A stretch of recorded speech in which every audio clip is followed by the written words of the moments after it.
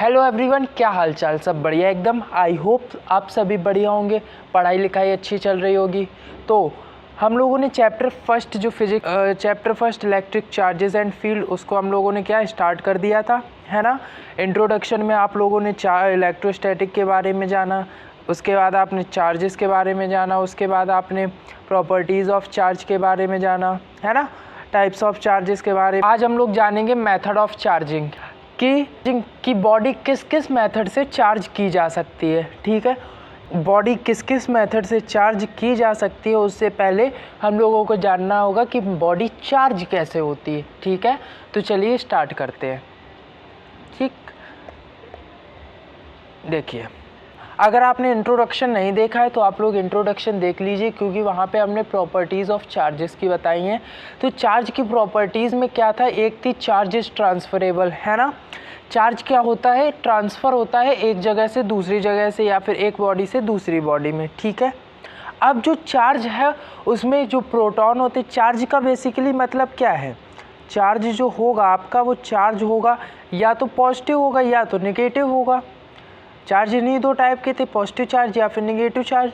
Positive charge को हम लोग प्रोटॉन बोलते हैं और नेगेटिव चार्ज को हम लोग इलेक्ट्रॉन बोलते हैं। ठीक है, अब जो पॉजिटिव चार्ज होता है प्रोटॉन, आप लोगों को पता है एटम में कहाँ पे होता है, तो एटम में प्रोटॉन कहाँ पर होता है, न्यूक्लियस में होता है ना। न्यूक्लियस में क्या क्या होते हैं, न्यूट्रॉन और प्रोटॉन होते हैं। न्यूट्रॉन जो होता है वो क्या होता है, वो न्यूट्रल होता है ना। क्या होता है, न्यूट्रल होता है। और जो आपका प्रोटॉन होता है वो पॉजिटिवली चार्ज होता है। क्या होता है, पॉजिटिव चार्ज होता है। ठीक है, और जो आपके इलेक्ट्रॉन्स है वो कहाँ होते हैं, ऑर्बिट्स में क्या कर रहे होते हैं, ऑर्बिट्स में मूव कर रहे होते हैं। कहाँ पर, ये जो इनकी शेल होती हैं या फिर ऑर्बिट होती है, इनमें क्या होते हैं, मूव कर रहे होते हैं इलेक्ट्रॉन्स। ठीक है, अब इतना समझ गए। अब देखो, वेट अ सेकेंड, इतना समझ गए आप लोग। ठीक है, आइए आगे देखते हैं। अब न्यूक्लियस के अंदर जो न्यूक्लियस में क्या प्रेजेंट है, न्यूक्लियस में न्यूट्रॉन और प्रोटॉन प्रेजेंट है ना, जिसकी वजह से जो न्यूक्लियस पे चार्ज होता है वो कौन सा चार्ज होता है, न्यूक्लियस पर चार्ज प्लस का होता है। ठीक है, आप लोगों ने 9th में ये अच्छे से पढ़ा होगा, 11th में भी पढ़ा होगा एटॉमिक स्ट्रक्चर में, समझ गए। अब बात करते हैं इलेक्ट्रॉन की। जो प्रोटॉन होते हैं वो क्या होते हैं, वो फिक्स होते हैं, वो क्या तो बाहर निकल सकते हैं ना तो और ज़्यादा प्रोटॉन बढ़ सकते हैं, समझ गए। अब बात करते हैं किसकी, इलेक्ट्रॉन की। जो आपके इलेक्ट्रॉन्स हैं उनके बारे में बात करते हैं। आप लोगों ने इलेक्ट्रॉन्स के बारे में या क्लास 11th में भी पढ़ा होगा या फिर एटॉमिक स्ट्रक्चर में आप लोगों ने पढ़ा होगा कि जो इलेक्ट्रॉन्स होते हैं वो क्या होते हैं, ट्रांसफ़र होते हैं एक जगह से दूसरी जगह पर, जब या फिर उनको थोड़ी सी भी एनर्जी दी जाए। जब वो पॉजिटिव चार्ज कैसे बनाते हैं, नेगेटिव चार्ज कैसे बनाते हैं ना। तो पॉजिटिव चार्ज और नेगेटिव चार्ज बनाने का मतलब यही है कि वो बॉडी कैसी हो रही है, या तो पॉजिटिवली चार्ज हो रही है या तो नेगेटिवली चार्ज हो रही है। केमिस्ट्री में यही चीज़ क्या होती है, आप एटम में ले लीजिए, एटम पे कैसा होता है, पॉजिटिव चार्ज होता है या फिर नेगेटिव चार्ज होता है। जैसे क्लोरीन आयन हो गया, है ना, क्लोरीन पर कौन सा चार्ज होता है, माइनस का चार्ज होता है। अगर सोडियम की बात करें तो प्लस का चार्ज होता है ना। तो अगर फिजिक्स की भाषा में बात करें तो ये जो चार्ज है ये क्या हो जाते हैं कि बॉडी को चार्ज करने वाले हो जाते हैं। और यहाँ पर क्लोरीन और सोडियम नहीं, यहाँ पे कैसी बॉडी का वर्क होता है। ठीक है, तो आप सीधी सी बात ये है कि जो आपके इलेक्ट्रॉन्स होंगे, जब इलेक्ट्रॉन गेन किए जाएंगे, है ना, जब इलेक्ट्रॉन एक जगह से दूसरी जगह जाएंगे या फिर गेन होंगे, मान के चलो ये क्या है, ये एक बॉडी है। ठीक है, इलेक्ट्रॉन इसको दिए गए।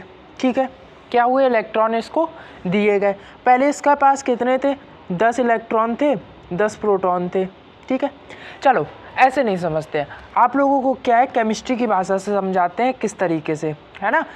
बेसिकली ये केमिस्ट्री की क्लास नहीं है, लेकिन उससे आप लोगों को अच्छे से समझ में आ जाएगा। ठीक है, मान के चलो ये एक एटम है ना, ये क्या है, ये आपका एक एटम है। एटम में क्या प्रेजेंट होते हैं, इलेक्ट्रॉन, प्रोटॉन और न्यूट्रॉन, है ना। न्यूट्रॉन की तो कोई बात ही नहीं, क्योंकि वो क्या है, न्यूट्रल है। अब प्रोटॉन, ये मान के चलो क्या है, सोडियम एटम है। ठीक है, मानने के लिए कह रहे हैं, हमने बनाया तो है नहीं सोडियम एटम कि बनाया तो है नहीं, चलो बना दें, उसको भी बना देते हैं। ठीक है, आइए हम लोग क्या ले लेते हैं, चलो सोडियम एटम ले लेते हैं। ये पहले उसमें क्या होते हैं, 2 इलेक्ट्रॉन होते हैं। कितने होते हैं, 2 इलेक्ट्रॉन होते हैं, तो 2 इलेक्ट्रॉन हो जाएंगे। दूसरे उसमें 8 इलेक्ट्रॉन हो जाएंगे, है ना। तीसरे उसमें हो जाएगा 1 इलेक्ट्रॉन। 1 इलेक्ट्रॉन किस वजह, आप लोगों को पता ही होगा, 2,8,8 इस तरीके से क्या होते हैं, ऑर्बिट्स में फिल किए जाते हैं, ठीक है। मतलब क्या है, 11 आपके इलेक्ट्रॉन है और 11 ही आपके क्या है, प्रोटॉन है एक न्यूट्रल सोडियम में। कैसा, न्यूट्रल सोडियम। न्यूट्रल का मतलब नेट चार्ज, नेट मतलब टोटल, जो नेट चार्ज होगा वो 0 होगा। क्या, जो सोडियम में नेट चार्ज होता है वो क्या होता है, 0 होता है, ठीक है। 0 कैसे, इलेक्ट्रॉन कैसे है, माइनस में 11 है, ये क्या है प्लस में 11 है, तो नेट चार्ज जो हो जाएगा वो 0 हो जाएगा, ठीक है। समझ गए इतना। आइए अब क्या है कि, है ना, लेट कर लो इसको किसी ने 1 इलेक्ट्रॉन दे दिया। अब जब इसको कोई 1 इलेक्ट्रॉन देगा तब क्या होगा, अगर 1 इलेक्ट्रॉन, देखो मैं अभी स्ट्रक्चर की बात नहीं कर रहा हूँ कि मैं बिल्कुल उसमें कि हाँ इन सोडियम में खाली पॉजिटिव चार्ज होता है, आप नेगेटिव कैसे बता रहे, एक एग्जांपल बता रहे हैं, ठीक है। एग्जांपल से आप लोग समझ लो क्या है, 11 इलेक्ट्रॉन है, मान के चलो 11 प्रोटॉन है, ठीक है। 1 इलेक्ट्रॉन हमने क्या किया, सोडियम एटम को दे दिया। क्या है, सोडियम को हमने क्या किया, 1 इलेक्ट्रॉन दे दिया। अब इस पे जो इलेक्ट्रॉन हो गए वो कितने हो गए, 12 इलेक्ट्रॉन हो गए ना, 12 इलेक्ट्रॉन हो गए। 11 क्या है, प्रोटॉन है अभी भी, है ना। तो चार्ज ट्रांसफ़र का मतलब है ये जो निगेटिव चार्ज है ये कहाँ पर आ गया है, 1 इलेक्ट्रॉन मतलब सोडियम के ऊपर आ गया है, ठीक है। अब बॉडी कैसी चार्ज होगी, जाहिर सी बात है अगर निगेटिव चार्ज आया है तो बॉडी कैसी चार्ज होगी, निगेटिव चार्ज होगी, हो जाएगी ना। तो सोडियम कैसा हो जाएगा, जाके माइनस हो जाएगा। हालांकि ऐसा होता नहीं है, निगेटिव चार्ज होगा नहीं, लेकिन क्या है, अगर यहीं पे क्लोरीन ले ले तो 17 एलिमेंट एक, अगर जब गेन करेगा तो क्लोरीन कैसा हो जाएगा, माइनस में हो जाएगा, ठीक है। ये किस में हो जाएगा जाके, जैसे माइनस में। अब यहीं पॉजिटिव चार्ज की बात करें, अब अगर सोडियम की जगह मान के चलो हमने क्या रख दी, एक बॉडी रख दी, है ना। अब यही इलेक्ट्रॉन अगर बॉडी पे आया होता तो बॉडी कैसी चार्ज हो जाती, बॉडी नेगेटिव चार्ज हो जाती, समझ गए। अब बात करते हैं पॉजिटिव चार्ज की, कि बॉडी पॉजिटिवली कैसे चार्ज होगी। बॉडी पॉजिटिवली चार्ज कैसे होगी, आइए उसको देखते हैं। समझ गए ना, जब इलेक्ट्रॉन गेन होगा, इलेक्ट्रॉन क्या गेन होगा तो बॉडी पर कैसा चार्ज आएगा, इलेक्ट्रॉन जब गेन होगा तो आपकी बॉडी पर चार्ज आएगा निगेटिव, है ना। तो बॉडी पे चार्ज कैसा आएगा, निगेटिव चार्ज आएगा। कैसा चार्ज आ जाएगा, बॉडी पर आ जाएगा निगेटिव चार्ज।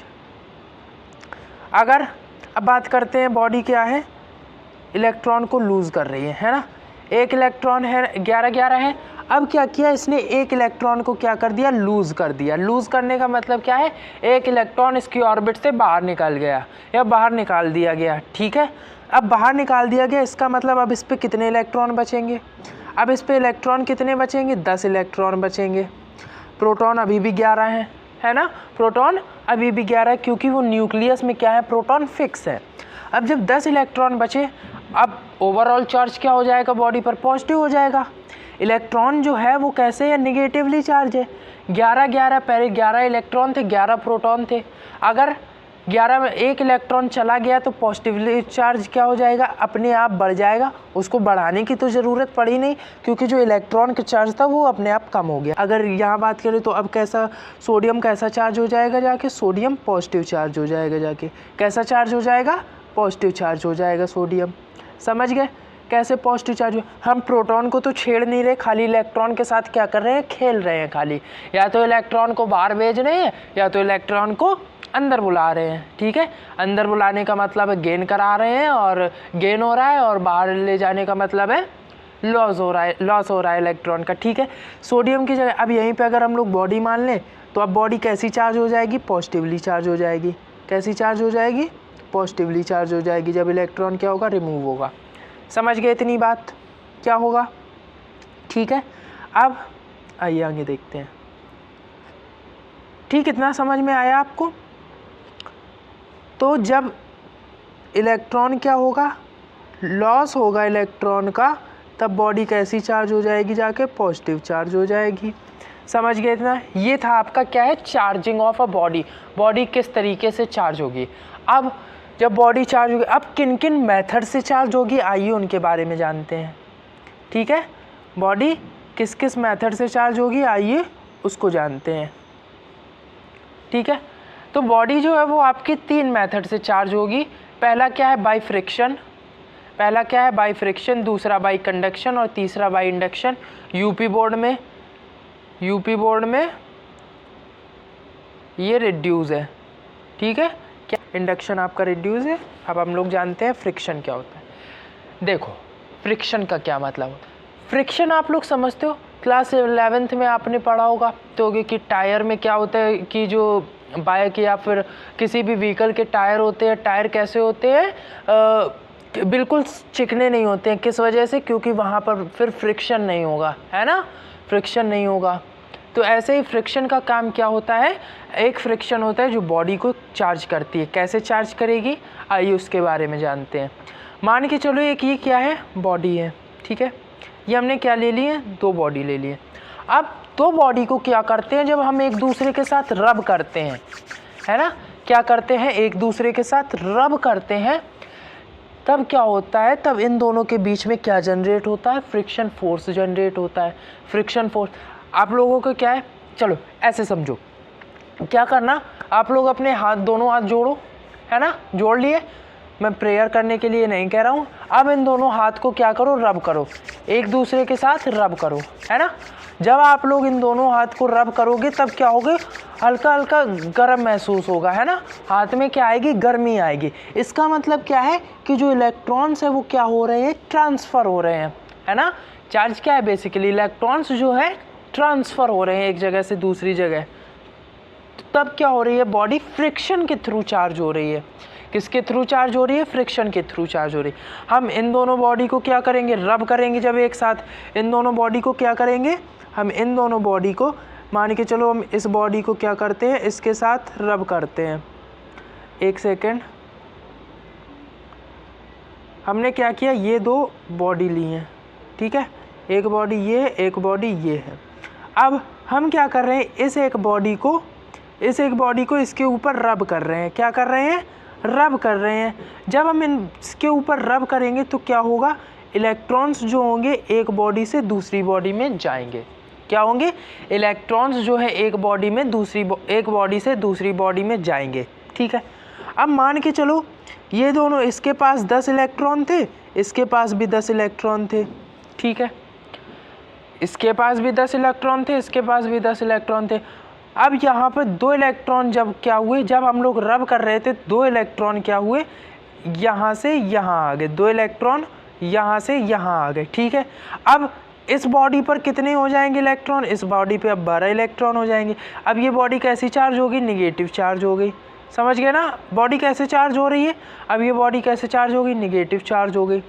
और ये बॉडी पे क्या थे, इलेक्ट्रॉन अब कम हो गए, कितने इलेक्ट्रॉन बचेंगे, अब इस बॉडी पे 10 ही इलेक्ट्रॉन, 8 इलेक्ट्रॉन बचेंगे, है ना। तो ओवरऑल ये बॉडी क्या हो जाएगी, अब पॉजिटिवली चार्ज हो जाएगी, क्योंकि बॉडी पॉजिटिवली चार्ज। ये दोनों बॉडी पहली कैसी थी, न्यूट्रल थी, है ना, कैसी थी, न्यूट्रल थी। न्यूट्रल केस में ही, ठीक है, न्यूट्रल केस ले रहे थे, दोनों में कैसे इक्वल इलेक्ट्रॉन थे, इक्वल प्रोटॉन थे। अब इलेक्ट्रॉन क्या हुआ, जब ट्रांसफ़र हुआ इस पे आ गया रबिंग के थ्रू, तो क्या हुआ, अब ओवरऑल इस पे क्या हो जाएगा चार्ज, ओवरऑल बॉडी पे चार्ज पॉजिटिव हो जाएगा, इस पे क्या हो जाएगा जाके निगेटिव हो जाएगा। फ्रिक्शन से समझ में आ गया कैसे होगा।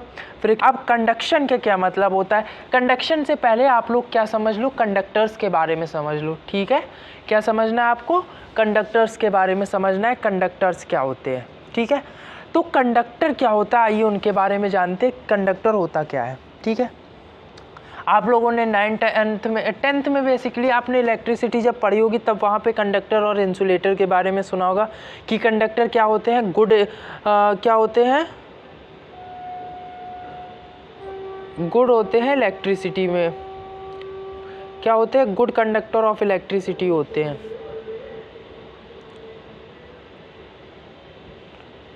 Of electricity, good conductor of electricity.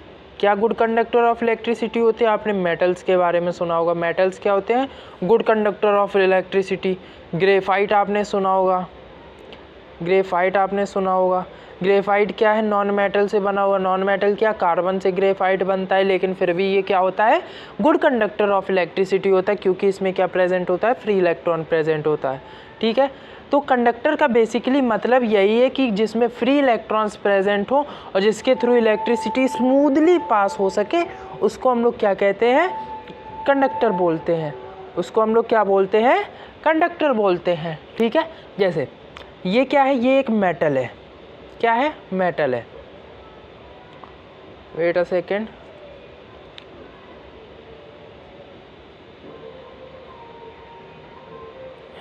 ये क्या है? ये मान के चलो ये एक मेटल है। ठीक है, अब मेटल के अंदर क्या प्रेजेंट होंगे?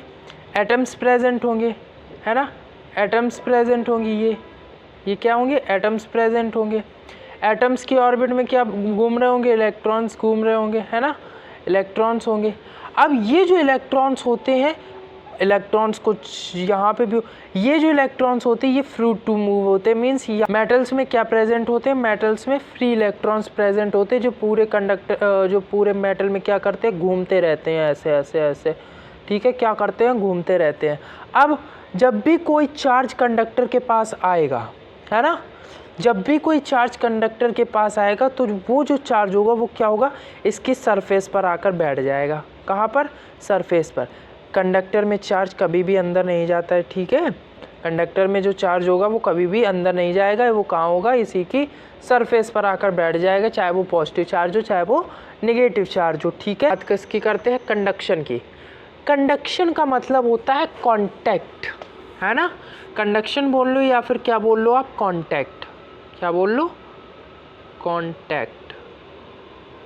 कॉन्टैक्ट कैसा? आप जब भी क्या करेंगे हम लोग? दो मेटेलिक स्फीयर जो आइडेंटिकल होंगे, कैसे होंगे? दो मेटेलिक स्फीयर। अब मेटेलिक स्फीयर मेटल से स्फीयर बना है तो वो कैसा होगा? गुड कंडक्टर ऑफ इलेक्ट्रिसिटी होगा। होगा कि नहीं होगा? ये क्या है? दो मेटल हैं। कैसे हैं? दो मेटल हैं आइडेंटिकल।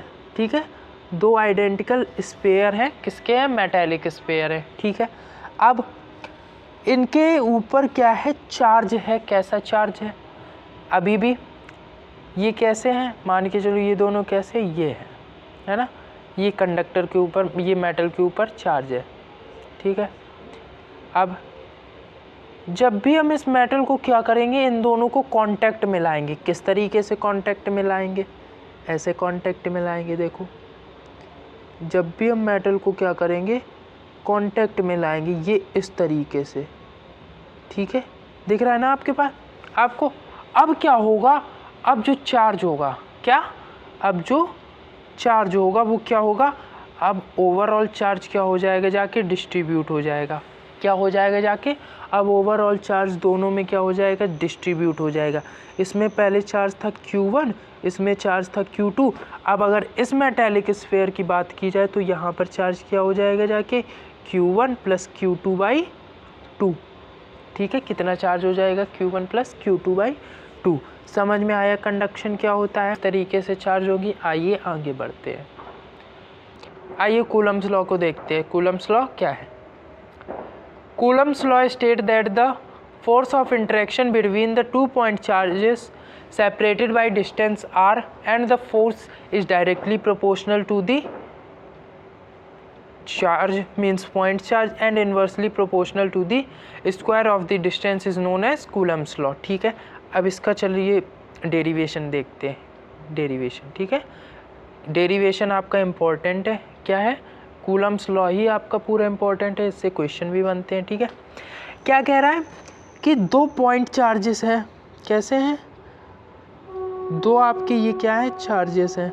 ठीक है, ये दो चार्जेस कैसे हैं? इंटरैक्शन। क्या बोल रहा है? State that the force of interaction between, force जो होगी इंटरैक्शन की, पॉजिटिव पॉजिटिव है तो कैसे हो जाएंगे? रिपेल करेंगे ना एक दूसरे को। क्या करेंगे? एक दूसरे को रिपेल करेंगे।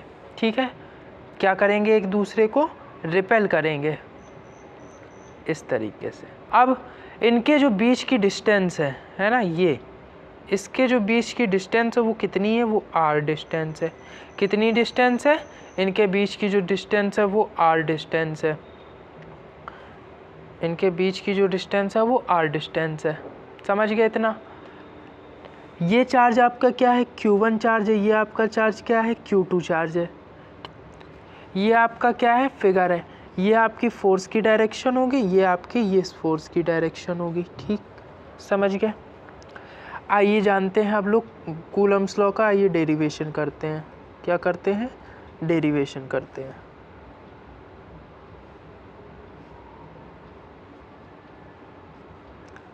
फिगर यहीं बना रहने दें, चलिए यहीं है फिगर। आइए जानते हैं क्या कह रहा था। कूलम्स लॉ क्या कहता है कि फोर्स जो होगी, force is directly proportional to the charge Q1 Q2 जो चार्जेस हैं, ठीक है, Q1 and Q2 charges, and force is inversely proportional to the square of the distance. ठीक है, ये बोलते हैं ना। ठीक, इतना जानेंगे। अब ये क्या है, फर्स्ट इक्वेशन है, ये क्या है आपकी सेकेंड है।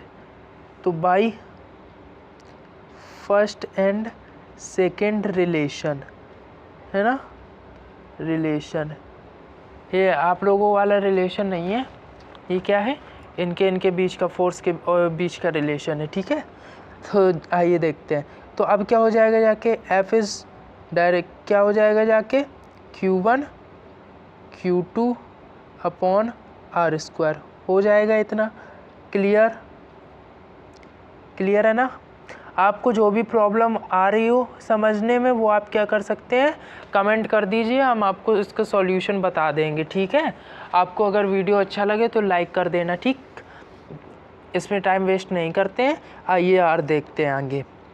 अब अगर आप लोग जानते हैं जब प्रोपोर्शनैलिटी का साइन हटता है, क्या, जब प्रोपोर्शनैलिटी का साइन हटता है तब वहाँ पर क्या आता है, एक कांस्टेंट आता है। कांस्टेंट क्या होगा, ये है आपका K कांस्टेंट।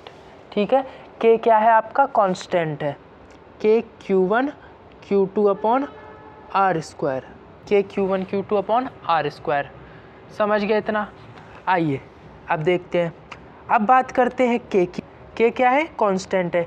तो K की जो न्यूमेरिकल वैल्यू होती है वो कितनी होती है, 9 × 10⁹ होती है। ठीक है, 9 × 10⁹ ये क्या है, K की वैल्यू है।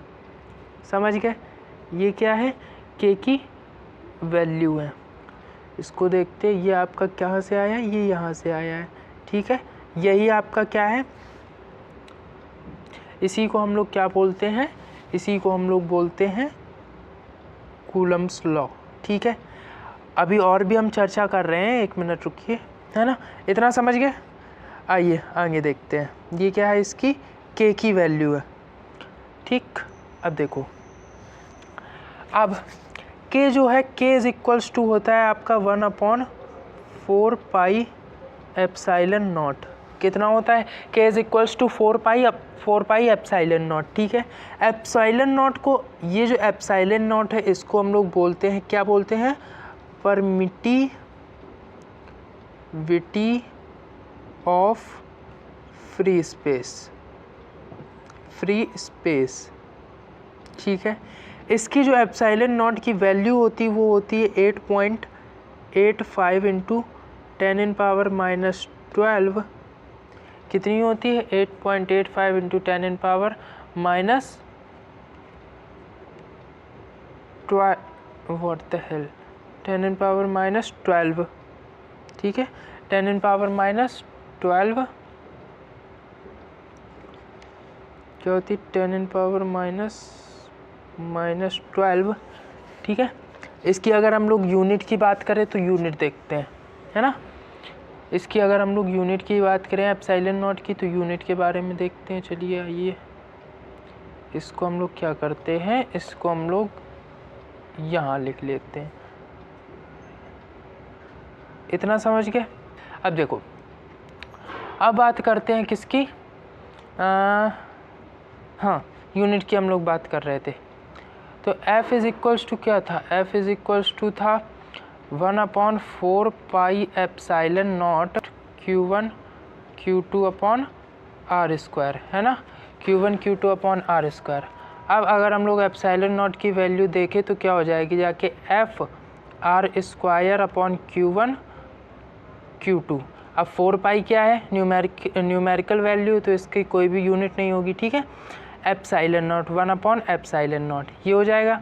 अब क्रॉस मल्टीप्लाई जब हम लोग करेंगे तब क्या हो जाएगा जाके यहाँ पर, एक सेकेंड, हाँ, अब जब क्रॉस मल्टीप्लाई करेंगे तो epsilon not is equals to कितना आ जाएगा जाके, epsilon not is equals to Q1 Q2 upon F R square, है ना। अब इससे अगर हम लोग यूनिट की बात करें तो ये क्या हो जाएगा जाके, कूलम्ब स्क्वायर हो जाएगा। ये क्या हो जाएगा जाके, कूलम्ब स्क्वायर हो जाएगा अपॉन में न्यूटन, फोर्स की यूनिट न्यूटन हो जाएगी, और आर स्क्वायर मतलब मीटर स्क्वायर, ठीक है। ये आपकी क्या हो गई, यूनिट हो गई। इसको इस तरीके से भी लिख सकते हैं, न्यूटन m-2 है ना, और कूलम्ब स्क्वायर, और कूलम्ब स्क्वायर, ठीक है। समझ गए इतना।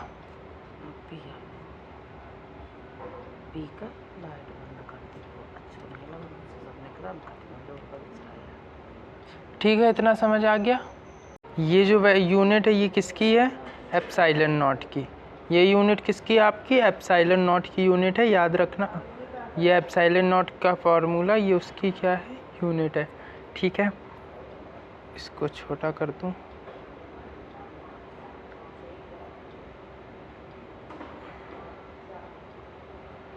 कूलम्ब स्क्वायर पर मीटर स्क्वायर, समझ गए। आइए अब बात करते हैं कूलम्ब्स वेक्टर लॉ की, ठीक है। देखो ये क्या है आपका, एक ये आपका क्या है, एक प्लेन है, क्या है, प्लेन है। इस प्लेन में क्या है, यहाँ पर दो चार्जेस है। कैसे चार्जेस है, सेम चार्जेस है, आइडेंटिकल चार्ज है। कैसे, ये कैसा है, पॉजिटिव चार्ज है। कैसा चार्ज है, पॉजिटिव चार्ज है। ये यहाँ पे पॉजिटिव चार्ज है, ये यहाँ पे पॉजिटिव चार्ज है, ठीक है। कैसा चार्ज है, ये चार्ज है, ठीक है। ये क्या है, पॉजिटिव चार्ज है दोनों। ये कौन सा चार्ज है, ये आपका Q1 चार्ज है। ये कैसा है, Q2 चार्ज है। ये आपके कैसे चार्ज है, एक आपका Q1 चार्ज है, एक आपका Q2 चार्ज है। अगर इसकी ओरिजिन से हम लोग बात करें डिस्टेंस की, तो ओरिजिन से डिस्टेंस कितनी दूर है, ये है आपका R1 वेक्टर। क्या है, सॉरी,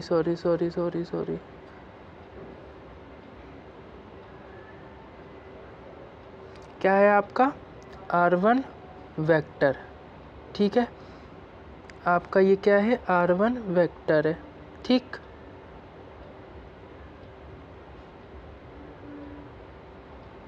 R1 वेक्टर है।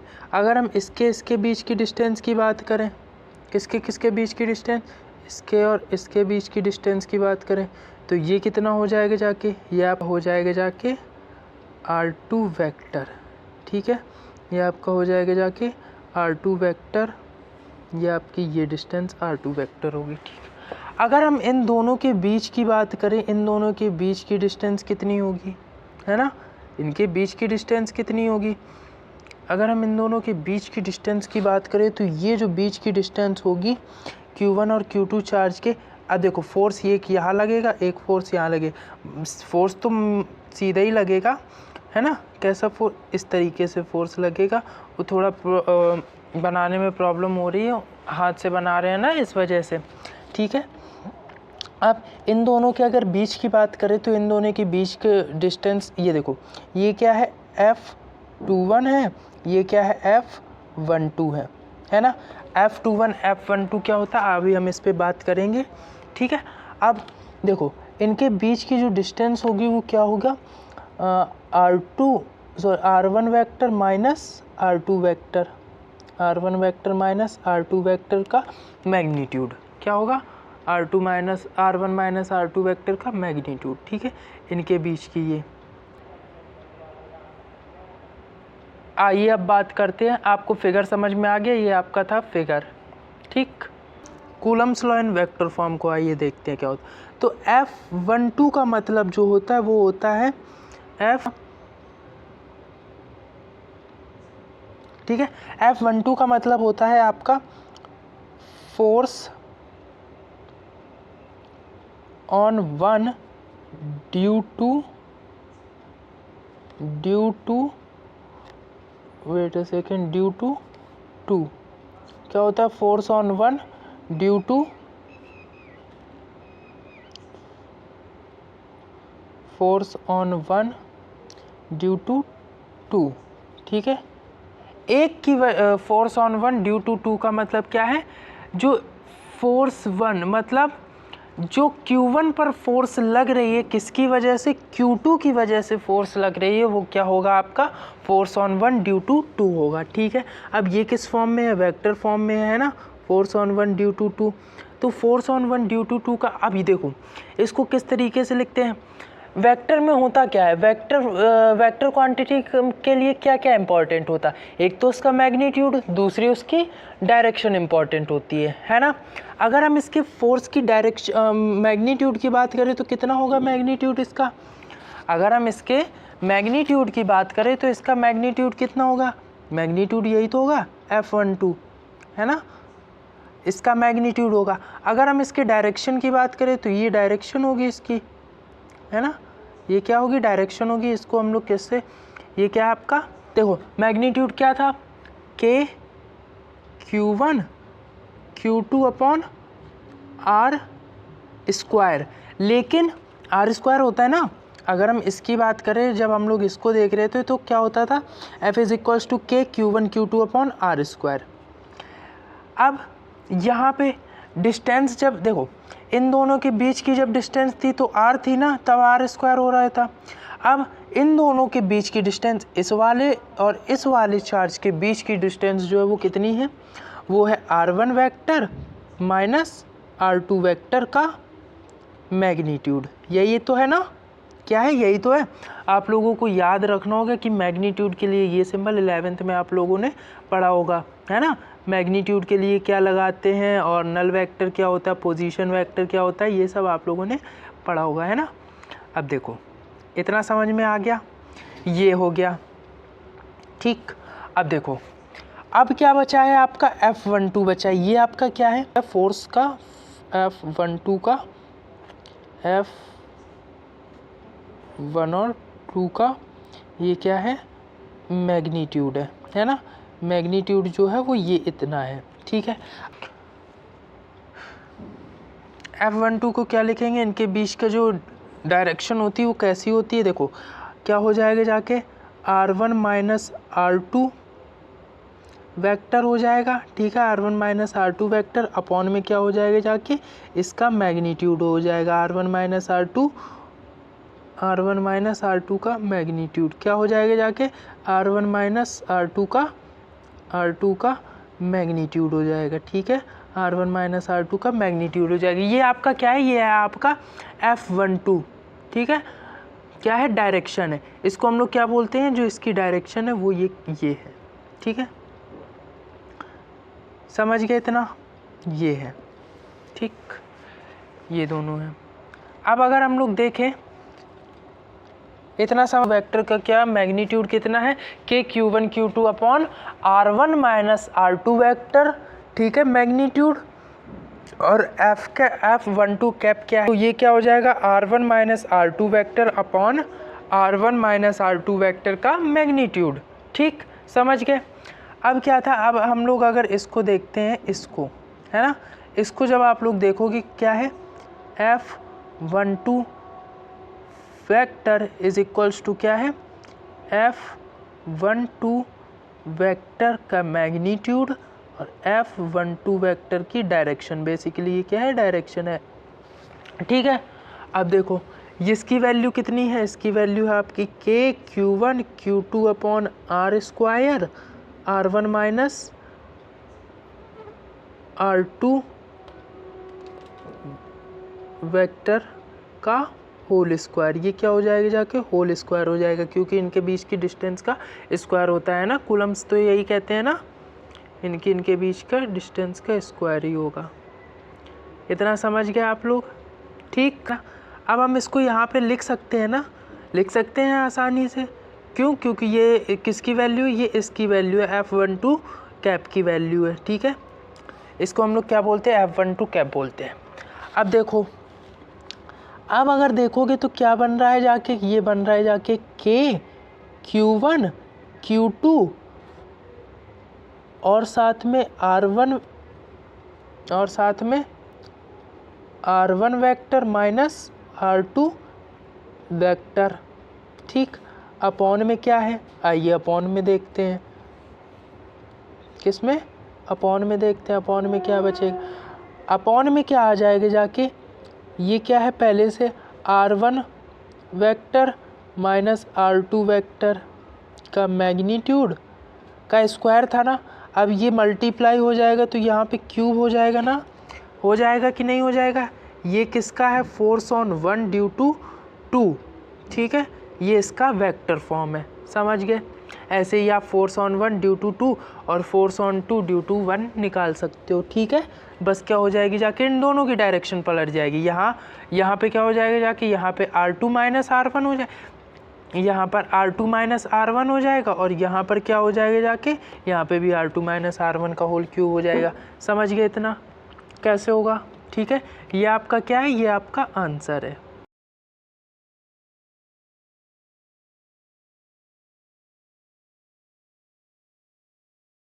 ठीक, समझ गए।